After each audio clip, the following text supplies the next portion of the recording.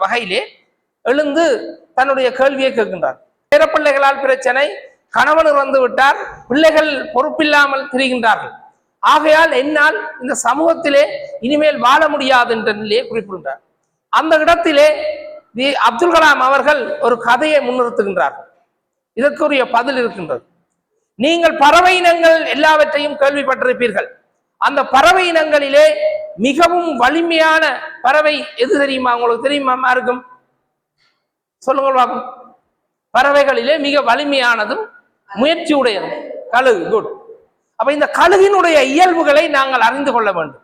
அந்த கழுகினுடைய இயல்புகளை அறிந்து கொண்டு எங்களுடைய வாழ்வியலோடு தொடர்படுத்துகின்ற போது நாங்கள் பலமான மனிதர்களாக மாறுகின்றோம், சமூகத்திற்கு பயனுள்ள மனிதர்களாக மாறுகின்றோம், சமூகத்திலே புரட்சியை ஏற்படுத்துகின்ற மனிதர்களாக மாறுகின்றோம். ஆனால் நாங்கள் என்ன செய்கின்றோம் என்றால் அந்த இயல்பை பயன்படுத்தாமல் மாறிவிடுகின்றோம். அந்த வகையில் தான் இந்த ஒரு பிரதேசத்திலே ஒரு பூகம்பம் வந்துவிட்டது. பூகம்பம் வந்தவுடன் எல்லா பறவைகளும் தங்களுக்குரிய இடங்களை தேடி ஓடிக்கொண்டிருக்கின்றன, பறந்து கொண்டிருக்கின்றன, விலங்குகள் எல்லாம் மறைந்து கொண்டிருக்கின்றன. அந்த நேரத்திலே வலுவாக பறக்கக்கூடிய ஓரளவான பறவைகள் தங்களுடைய இருப்பிடங்களை நோக்கி பயணித்து கொண்டிருக்கின்றன. சில பறவைகள் தற்காலிகமாக கிடைத்த இடங்களிலே ஒளிந்து கொண்டன. ஆனால் இந்த கழுகு என்ன செய்தது என்றால் அந்த இடத்திலிருந்து தன்னுடைய இறகை அடித்து மேலெழுந்து பறக்க தொடங்கியது. தொடர்ச்சியாக மேலே மேலே மேலே மேலே உயர்ந்து கொண்டு போகின்ற போது அது முகில் கூட்டத்திற்கு மேலே சென்று விட்டது. அங்கே மலை இல்லை. மலையிலிருந்து தப்பித்து தன்னுடைய இறை தேடலை தொடங்கியது.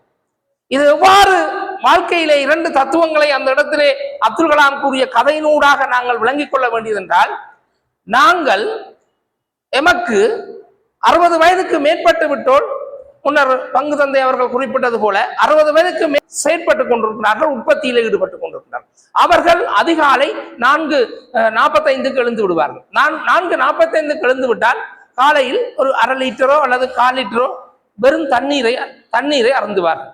ஆனால் எங்களுடைய பழக்க வழக்கங்களிலே, எங்களுடைய உணவு பழக்க வழக்கம் ரீதியாகவும் நாங்கள் அதிகாலை எழுந்தால் வெறும் வயிற்றிலே என்ன தண்ணீர் குடிக்கின்றோம்? தேநீரை குடிக்கின்றோம். ஆகவே இது எங்களுக்கு உடல் ரீதியாக பலவீனத்தை ஏற்படுத்துகின்ற வேளையிலே, ஆகவே இந்த கழுகு ஆனது எவ்வாறு தன்னுடைய உடலை மேலே எழுந்து பலப்படுத்தி மீண்டும் இது படிப்படியாக ஒரு நாளில் போனதில்லை, ஒவ்வொரு பூகம்பம் வருகின்ற போதும் இயல்பாக மேலே எழுந்து பறக்கும். இவ்வாறு இந்த கழுகுக்கு இன்னும் ஒரு சிக்கல் தோன்றுகின்றது.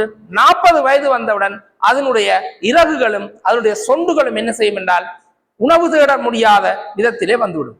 உடனடியாக இந்த கழுகு என்ன செய்யும் என்றால் ஒரு மலை பிரதேசங்களுக்கு சென்று அதேபோல் எங்களுடைய பங்கு தந்தை அவர்கள் குறிப்பிட்டது போல் ஒவ்வொரு மதம் சார்பு ரீதியாகவும் ஒவ்வொரு மதம் கோட்பாடுகள் இருக்கும். அந்த மத ரீதியான கோட்பாடுகளுக்கு நீங்கள் உட்பட்டிருப்பீர்கள். அந்த வகையிலே நீங்கள் அந்த உடற்பயிற்சியின் பின்னர் உங்களுடைய கடவுள் வணக்கத்தையோ அல்லது செப வணக்கத்தையோ நீங்கள் மேற்கொள்ளலாம். இவ்வாறு மேற்கொள்வதனூடாக உங்களது உடலானது என்ன செய்யும் என்றால் பலம் பெறும். பலம் பெறுவதனூடாக உங்களுடைய சமூகத்திலே எதிர்காலத்தினுடைய தூண்களுக்கு வழிகாட்டிகளாக செயற்படுவீர்கள். அதோடு பாருங்கள், இந்த கழுகுக்கு இன்னும் ஒரு பிரச்சனை இருக்கின்றது. இந்த கழுகு குஞ்சியானது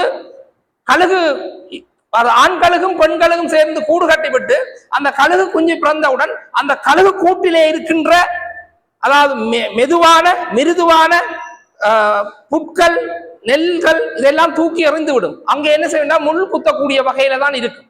அவ்வாறு நாங்கள் என்ன செய்ய வேண்டும் என்று சொன்னால், எங்களுடைய வயதுக்குள்ளே ஒவ்வொரு பிரச்சனை இருக்கும்.